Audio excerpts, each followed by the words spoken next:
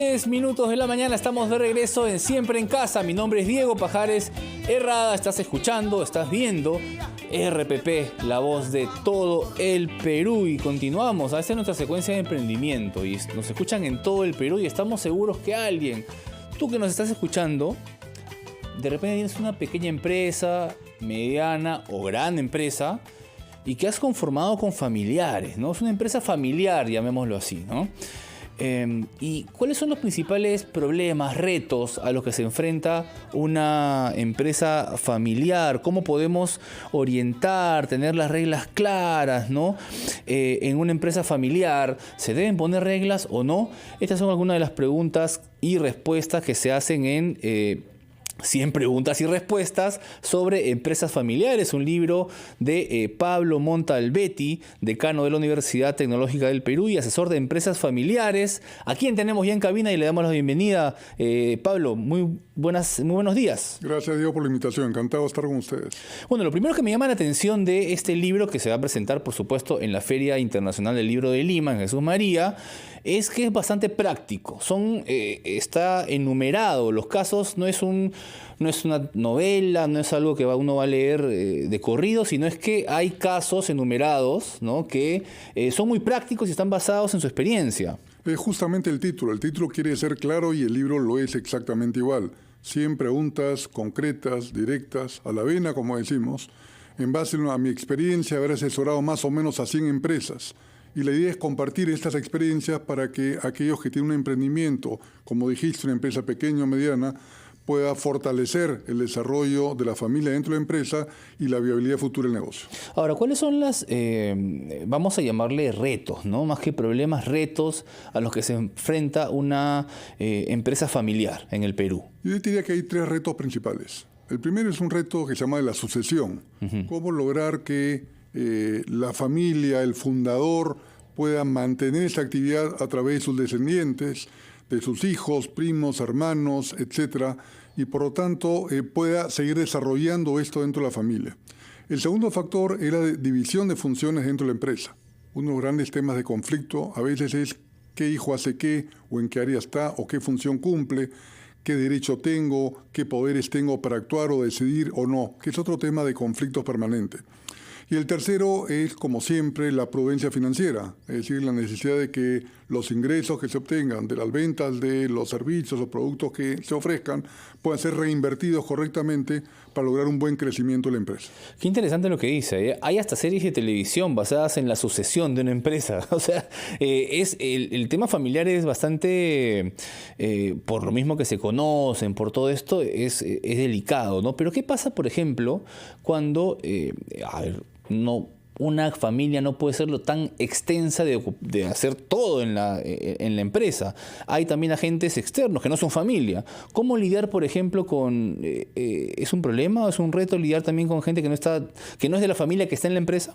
Creo que son 2 factores fundamentales. Nuevamente respondo un poquito como concreto, así como es en el libro. Claro que Primero es el tema de gobierno. Creo que una empresa familiar requiere de alguna manera que en el directorio existan 1 o 2 independientes, que ayudan a visibilizar con otras experiencias, manejar las cosas de manera más objetiva y ser un conciliador entre las familias accionistas.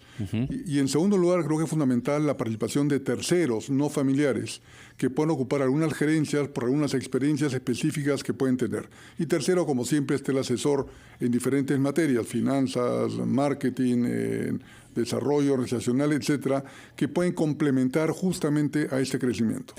Hay algunas preguntas que yo he marcado que me parecen interesantes. Una justamente habla acerca de la sucesión. Usted me dirá, porque va más o menos así. Si se recomienda transferir en vida las acciones a los hijos, por ejemplo, ¿no? Cuando quieren hacer adelanto de herencia, ¿no? O algunas cosas que quieren irle dejando a los hijos en vida. Le pido esa respuesta, por favor, para después de la pausa. ¿Le parece? Vamos a escuchar con mucho gusto a los anunciantes, pero continuamos conversando luego de la pausa con Pablo Montalbetti, autor de 100 preguntas y respuestas sobre empresas familiares, libro que se va a presentar en la Feria Internacional del Libro. Y regresamos en unos minutos en RPP, la voz de todo el Perú.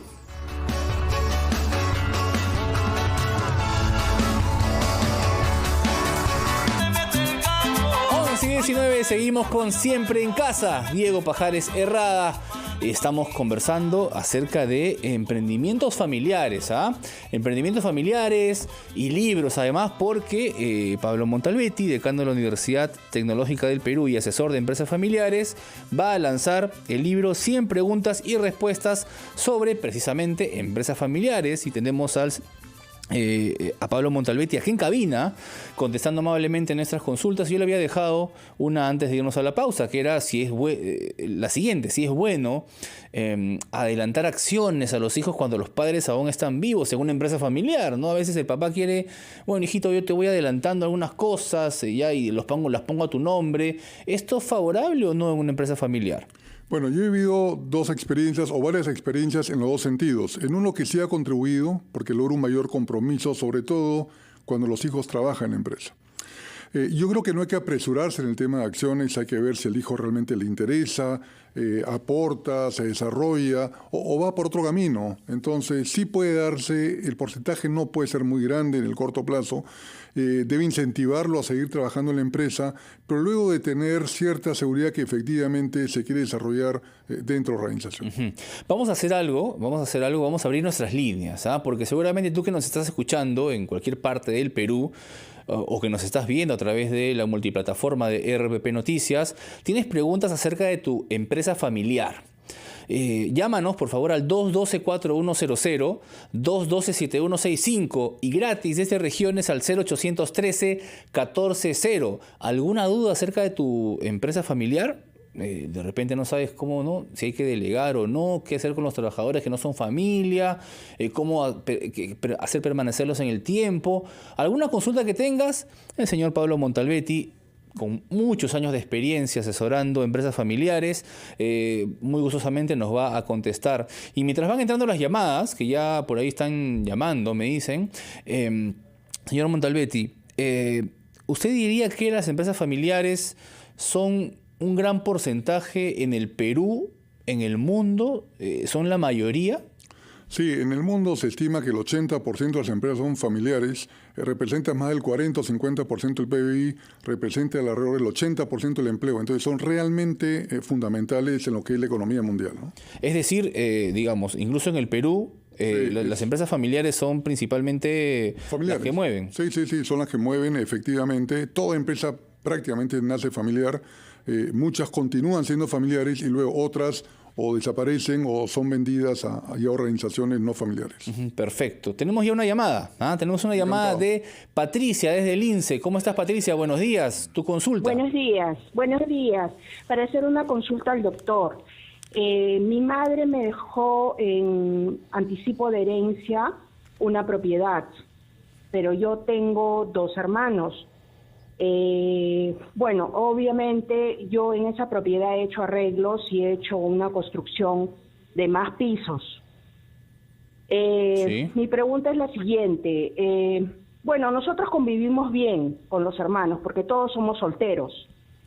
Mi pregunta va la siguiente. Más adelante, si yo en algún momento fallezco, ¿eso yo también lo podría dejar como anticipo de herencia a mis hermanos que son solteros? Ok, muchas gracias por tu consulta. Esto se puede trasladar un poco al tema de la empresa también, ¿no? ¿Cómo lo podemos aplicar? Sí, claramente, hola Patricia, la respuesta tendría que ser dada más por un abogado que por mi persona, porque hay una serie de temas jurídicos que un tema de implicancia. Pero sí es importante desde el punto de vista de hermanos poder resolver los temas con anticipación. Es como el médico, si yo no anticipo o defino alguna regla de juego, de comportamiento entre los hermanos respecto a un patrimonio familiar, entonces cuando ocurre el hecho la cosa se va a complicar. Entonces bueno es anticiparse, poner ciertas reglas de juego, que todos se respeten.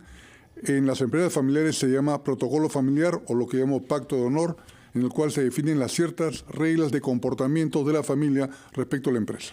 Hay que aclarar que la pregunta que estamos lanzando, ojo, para recibir sus llamadas, es sobre el tema de empresas familiares. ¿Tienes una empresa familiar? ¿Tienes alguna duda al respecto? Llámanos, por favor. Hay una pregunta interesante en el libro, señor Montalbetti, que habla del gerente general de una empresa familiar. ¿Se recomienda que sea, valga la redundancia, un miembro de la familia, un familiar o alguien externo? Mira, te lo respondo de la siguiente manera. Según las estadísticas, solo el 30% de las empresas familiares pasan a la segunda generación, el 14% a la tercera generación y el 4% a la cuarta generación. Entonces la idea es cómo podemos hacer para fortalecer la continuidad de las empresas familiares y mejorar esas estadísticas. La respuesta es aplicando las buenas prácticas de gobierno corporativo. ¿Qué son esas buenas prácticas de gobierno corporativo? Tener, como dije, directores independientes y en muchos casos favorece el tener un gerente general que no sea de la familia. Porque si no pasa a ser juez y parte. ¿Cómo evalúo, cómo juzgo una buena o mala participación de un familiar si es gerente general, el director y es accionista? Claro, hay un conflicto, ¿no? Hay un conflicto de intereses complicados, genera recelos entre los hermanos y puedo tener un tercero no familiar con un compromiso similar al del familiar y que pueda responder de manera más objetiva, muy profesional y que pueda ayudar a la unidad familiar y al crecimiento del negocio. Ahora, usted ha dicho que uno de los principales, lo mencionó primero, de hecho, problema o reto de la empresa familiar tiene que ver con la sucesión. ¿Qué pasa cuando no se visualiza a un sucesor, no natural, qué sé yo, o no hay consenso? Sí, bueno, es un caso típico y comienza a darse con mayor medida. Estas buenas prácticas de gobierno corporativo te lleva, por ejemplo, si en un directorio existen muchos conflictos entre los accionistas, que pueden ser hermanos, primos, etcétera, se recomienda que el presidente del directorio sea un independiente. No solamente un externo, sino externo e independiente. Es decir, que pueda trabajar y dirigir con los intereses de todos los familiares. Es algo que se está poniendo en práctica y está funcionando bastante bien. Y en la misma línea, lo que hablamos del gerente general, desde el punto de vista que sea independiente. Claro. Tenemos una llamada, nuevamente desde el INSE. Elena, muy buenos días. Cuéntanos tu consulta acerca del emprendimiento familiar que tengas y las dudas que tengas al respecto. Bueno, comenzando, buenos días, felices fiestas. Igualmente. Mira, la pregunta es, nosotros tenemos un pequeño, digamos, una mini, no sé, no es empresa grande. Está mi pareja, mi hijo, mi hija y mi cuñado. Entonces, por ejemplo, cada uno tiene, o sea, mi esposa se dedica a una parte, mi cuñado a otra. O sea, no hay un orden de responsabilidades. No sé si me entiende el caballero. Sí. Entonces, yo lo que quiero saber, ¿cómo se puede hacer eso? Porque a veces yo le digo, y no, ¿cómo le voy a decir eso a mi hermano? O sea, ¿no? Él se... Claro. ¿Cómo le voy a decir eso a mi hermano? Pero le digo, tiene que haber un orden. O sea, porque al principio yo he visto en otras empresas que, por ejemplo, hay una pizarra con lo que se va a hacer, ¿no? Entonces, las responsabilidades. ¿Te refieres a las responsabilidades y cómo comunicarlas en una empresa? De cumplir se cumple con los clientes, ya, pero no hay un orden. Perfecto, ha quedado clarísimo. Por favor, señor Montalbetti. Claro, por supuesto, con mucho gusto. Mira, el orden hay que establecerlo bajo 3 características. La primera es definir con cierta claridad cuáles son las funciones que tiene cada uno y qué por decisión tiene y en qué casos tiene que consultarse entre todos. Si está dentro de su responsabilidad, que actúe. Si no está en su responsabilidad, hacer un comité semanal en el cual se presenta la situación en discusión y tomar una decisión.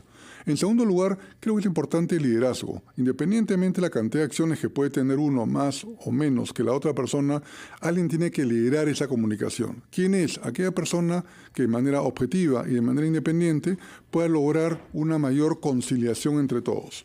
3 aspectos fundamentales: muy buena comunicación, información y confianza. Perfecto, y tenemos una llamada más, esta vez desde San Miguel. Lynn, cuéntanos por favor tu consulta. Hola, ¿qué tal? Buenos días. Quería saber, ¿cuál sería el camino más adecuado de hacer un emprendimiento cuando quien quiere constituir la empresa es mi esposo y yo? Okay, porque la figura cambia y legalmente no podemos ser ambos socios de la empresa. Entonces, ¿cómo haríamos en ese caso? ¿Cuál es la figura más recomendada? Ok, muchísimas gracias, Lynn.